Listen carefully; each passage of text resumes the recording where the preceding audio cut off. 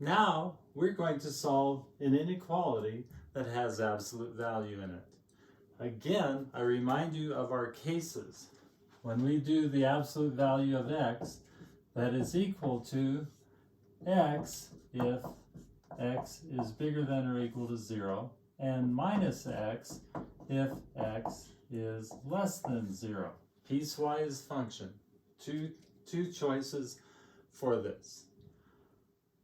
And I hope you see by now that this is the mathematical way to write for the words x, or absolute value of x makes everything positive, or makes it at least 0.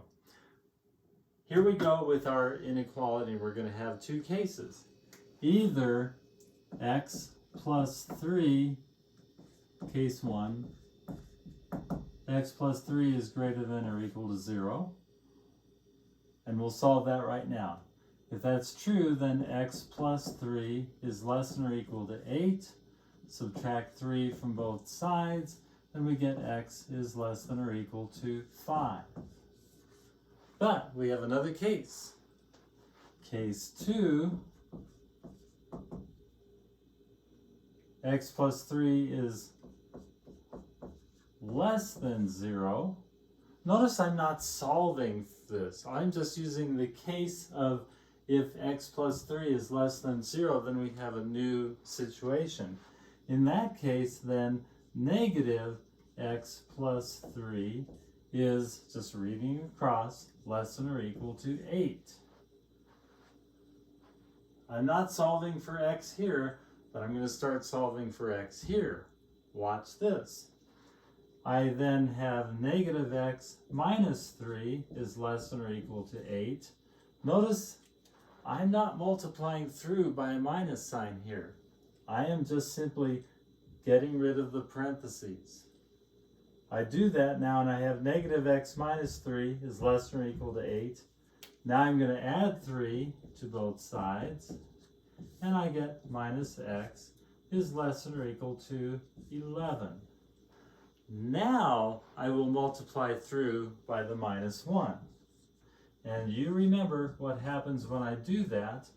The inequality flips. So I get x now is greater than or equal to minus 11. Put a box around that. Now it's time to go for the number line. We're going to graph this. I've got minus 11 here, and I've got 5. X satisfies, the solution set is going to be the union of both of the, or the intersection of both of these, not the union. And so for x less than or equal to 5, that's everything going this way. And for x greater than or equal to minus 11, that's everything going this way. So my solution set is basically interval-wise is going to be minus 11 to 5.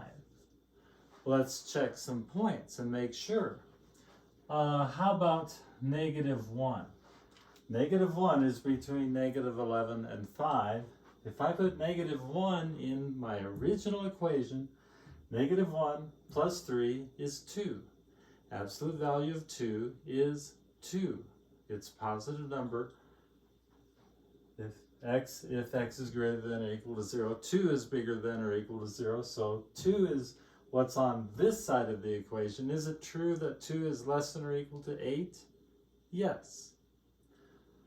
Now, let's try, so numbers in here, we've tested and we can be sure of that. Let's try now 6, which is outside of this solution set.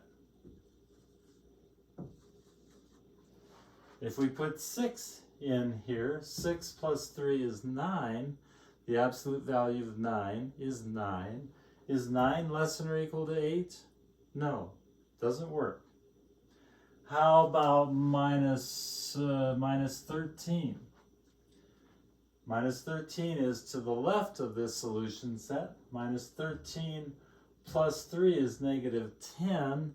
The absolute value of negative 10 because it's less than 0, we slap another minus on it. It becomes a positive 10. 10 is not less than or equal to 8. So this is my solution set right here.